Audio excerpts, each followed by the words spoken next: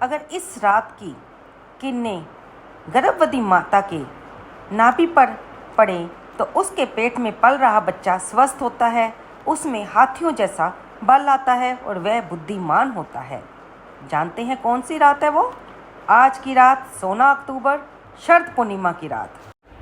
आप जानते हैं लंकापति रावण भी शरद पूर्णिमा की रात को जो चंद्रमा की किरणें होती थी उन्हें दर्पण के माध्यम से अपनी नाभि पर ग्रहण करता था और इसी कारण उसे पुनर्जीवन की प्राप्ति होती थी।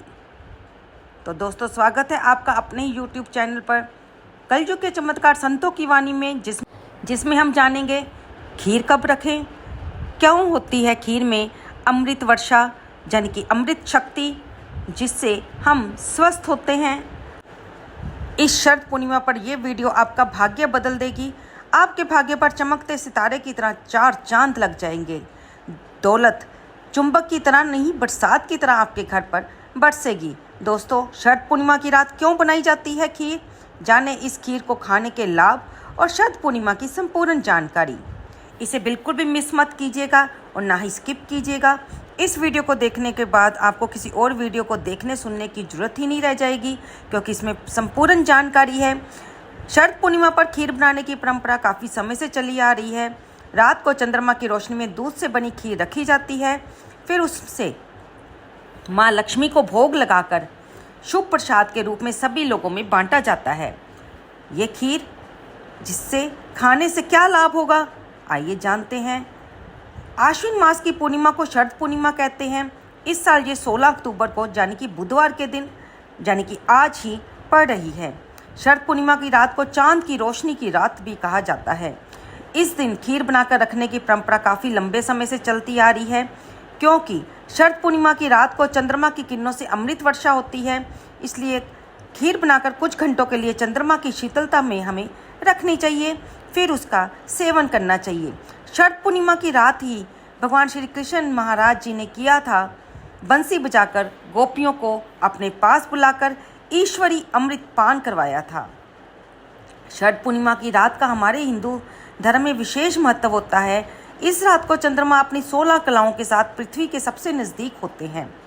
जब द्वापर युग में भगवान श्री कृष्ण का जन्म हुआ, तब माँ लक्ष्मी राधा रूप में अवतरित हुई। भगवान श्री कृष्ण और राधा की अद्भुत रासलीला का आरंभ शरद पूर्णिमा के दिन ही माना जाता है। भगवान विष्णु के अवतारों में से केवल भगवान श्री कृष्ण ही हैं जो कि 16 कला समेत हैं, यानी कि उनमें 16 कलाओं का समावेश माना गया है। जबकि भगवान राम का जन्म केवल 12 कलाओं के साथ हुआ था। तो ज्योतिष की मान्यता के अनुसार शरद पूर्णिमा के दिन चंद्रमा की किरण में उपचार करने की शक्ति विद्यमान होती है, यानी कि ये किरणें रामबाण औषधि का काम करती हैं, यानी कि ये औषधि का जिससे हमारे शरीर के कितने ही रोग दूर हो जाते हैं। इसे ये इन किरणों को अमृत वर्षा कहा जाता है। दोस्तों, अभी इस वीडियो को बीच में छोड़कर मत जाना, लाइक भी कर देना, सब्सक्राइब भी कर लेना। आगे चलते हैं। हम आपको बताने जा रहे हैं आजीवन यौवन प्राप्त करने का वो उपाय जिससे कभी बुढ़ापा नहीं आएगा, अगर आप इस उपाय को हर साल इस दिन शरद पूर्णिमा के दिन करेंगे। दोस्तों, इस उपाय को दशानन रावण भी करते थे। वे जो शरद पूर्णिमा की रात इस दिन गाय के दूध की खीर या अन्य मीठे जो व्यंजन हैं जो रात को हम खुली चांदनी में रखते हैं, उनका तो अमृतपान करना ही है। लेकिन अगर हम इन किरणों को अपने शरीर पर धारण करें, यानी कि हम शरीर पर कम से कम वस्त्र पहनकर सारी रात चांदनी को अपने शरीर पर ग्रहण करें, तो इससे हमारे शरीर को आरोग्यता प्रदान होती है। रावण भी इस रात को इसी तरह नाभि पर एक दर्पण के माध्यम से चंद्रमा की किरणों को ग्रहण करते थे। भगवान शिव और माता पार्वती के पुत्र जो कुमार कार्तिकेय हैं, उनका जन्म भी शरद पूर्णिमा के दिन ही हुआ था। इसी कारण इस पूर्णिमा को कुमार पूर्णिमा भी कहा जाता है। आपने देखा ही होगा या सुना होगा कि रावण काफ़ी उम्र 4 चौकरी राज करने के बाद भी 16 युग जीने के बाद भी उसका शरीर रोगों से मुक्त और दोषों से मुक्त रहा, अर्थात उसके यौवन बरकरार था, उस पर बुढ़ापा आया ही नहीं था। तो इसका कारण यही था कि वो रात को शरद पूर्णिमा की रात को चंद्रमा की किरणों को अपने शरीर पर ग्रहण करता था। शरद पूर्णिमा की रात 10 बजे से लेकर मध्य रात्रि 12 बजे के बीच में अगर कोई भी व्यक्ति कम वस्त्र पहनकर इन किन्नों को अपने शरीर पर ग्रहण करता है तो उस व्यक्ति को रोग और दोष छू भी नहीं पाते। आप भी ये उपाय करके देख सकते हैं। पौराणिक मान्यता के अनुसार शरद पूर्णिमा के दिन ही माता लक्ष्मी का अवतरण हुआ था। जी हाँ दोस्तों, जब समुद्र मंथन हुआ था तो समुद्र मंथन में जो माता लक्ष्मी हैं उनका जन्म इस समुद्र मंथन से शरद पूर्णिमा के दिन ही वे निकली थी और इसी दिन अमृत भी निकला था। चंद्रदेव को ब्रह्मदेव जी ने कहा कि प्रत्येक वर्ष में आने वाली शरद पूर्णिमा के दिन आप बिल्कुल अपनी किरणों के माध्यम से पृथ्वी लोक पर यानी कि भूलोक पर अमृत वर्षा जरूर करना। और ये वही अमृत वर्षा है जो स्वयं चंद्रदेव अपनी किरणों के माध्यम से पृथ्वी लोक पर करते हैं। और अगर आपको दृष्टि दोष है यानी कि आपकी नज़र कमज़ोर है तो आपको इस रात को 15 से लेकर 20 मिनट तक चंद्रमा को देखने का अभ्यास करना चाहिए। कम से कम 15 से 20 मिनट तक अगर आप इस दिन चंद्रमा को देखते हैं यानी कि पलक भी झपकते नहीं हैं तो आपकी आंखों की ज्योति बढ़ जाती है। ऐसा हमारे धर्मशास्त्रों में कहा गया है। तो शरद पूर्णिमा की रात को सुई में धागा पिरोने का अभ्यास करना चाहिए। इससे भी नेत्र की ज्योति बढ़ती है। शरद पूर्णिमा पर चंद्रमा की चांदनी अगर गर्भवती महिला की नाभि पर पड़े तो जो बच्चा गर्भ में पल रहा होता है वह पुष्ट होता है और ऐसे व्यक्ति काफ़ी ज्ञानी होते हैं। ऐसे जो बच्चे हैं शरीर से भी पुष्ट होते हैं और पहलवान जैसे होते हैं, उनमें काफ़ी बल माना जाता है। अब पहले वाले टॉपिक पर कि खीर जिसे हमें इस रात को रखना चाहिए चंद्रमा की रोशनी में और जिसमें चंद्रमा की अमृत किरणों की वर्षा होगी, तो जब हम इसे प्रसाद के रूप में ग्रहण करेंगे तो इन किरणों के कारण इस प्रसाद में कई रोगों को जो कि हमें पता भी नहीं होते हमारे शरीर में होते हैं, हमारे शरीर यानी कि त्वचा रूपी कई रोगों को नष्ट करने की क्षमता होती है।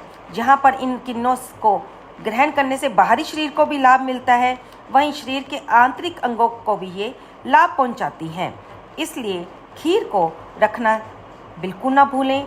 आप अपनी छत पर भी खीर को ढक कर रख सकते हैं। हाँ, इसे पारदर्शी बर्तन में यानी कि कांच के बर्तन में रखिए ताकि हर तरफ से चंद्रमा की किरणें इस पर पड़ सकें और इसको ढक लें किसी मलमल के कपड़े से या पतली चुन्नी से ताकि इसमें कोई भी जीव जंतु मच्छर वगैरह ना पड़ सके और ये खाने के योग्य रहे। उसके बाद आता है हम कि अगर किसी को लंबे समय से कोई बीमारी हो और बीमारी ठीक ना हो पा रही हो, खाट पर पड़ा व्यक्ति हो जो चलने फिरने में असमर्थ हो, तो उसे भी खीर खिलाएं तो उसको भी इससे लाभ पहुंचता है। दोस्तों एक बात मैं आपको और बता दूं कि दूध से बनी हुई कोई भी चीज़ आप इस चंद्र प्रकाश में रखकर उसे बाद में प्रसाद के रूप में ग्रहण कर सकते हैं। अगर आप खीर नहीं रख पा रहे तो आप कोई पेड़ा रख लें यानी कि मिठाई रूपी जो कि दूध से बनी हो, क्योंकि दूध को चंद्रमा से जुड़ा माना जाता है, इसलिए वह दूध से बनी चीज़ें अमृत के समान इस दिन बन जाती हैं और इसको खाने से हमारा चंद्र दोष भी दूर होता है, माँ लक्ष्मी की प्राप्ति होती है। हमारे पारिवारिक जीवन में अगर वैवाहिक जीवन में कोई परेशानी आ रही हो चंद्रमा के दोष के कारण, चंद्र दोष, ऐसे दोषों से हमें छुटकारा मिलता है। अगर हम शरद पूर्णिमा का व्रत भी रखते हैं और माँ लक्ष्मी को प्रसन्न करने का प्रयत्न करते हुए खीर का भोग भी लगाते हैं तो इससे हमें अवश्य ही लाभ पहुंचता है। हम आपको हमेशा कहते हैं ज़्यादा नहीं तो थोड़ा सा सत्कर्म अवश्य। भगवान को रिझाने के लिए थोड़ा सा कर्मयोग तो बनता ही है और अगर घर में हम उनको रिझाते हुए, उनका प्यार करते हुए, उनका कीर्तन करते हुए उन्हें भोग ना लगाएं तो भोग के बिना वो जो हमारा कीर्तन है, हमारा जो व्रत है वो अधूरा रहता है।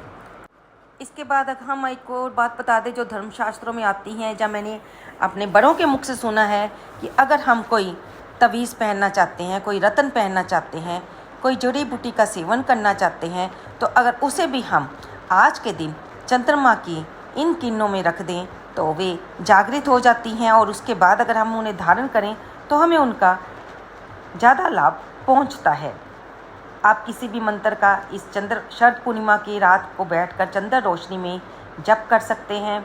आप कोई भी मंत्र का जप करेंगे, अगर आप उसे सिद्ध करना चाहते हैं तो कहा जाता है जो बीज मंत्र होते हैं अगर हम उनका इन दिनों में इस रात को शरद पूर्णिमा के दिन रात को चंद्र रोशनी में बैठकर जप करते हैं तो वह बीज बनकर जागृत हो जाता है।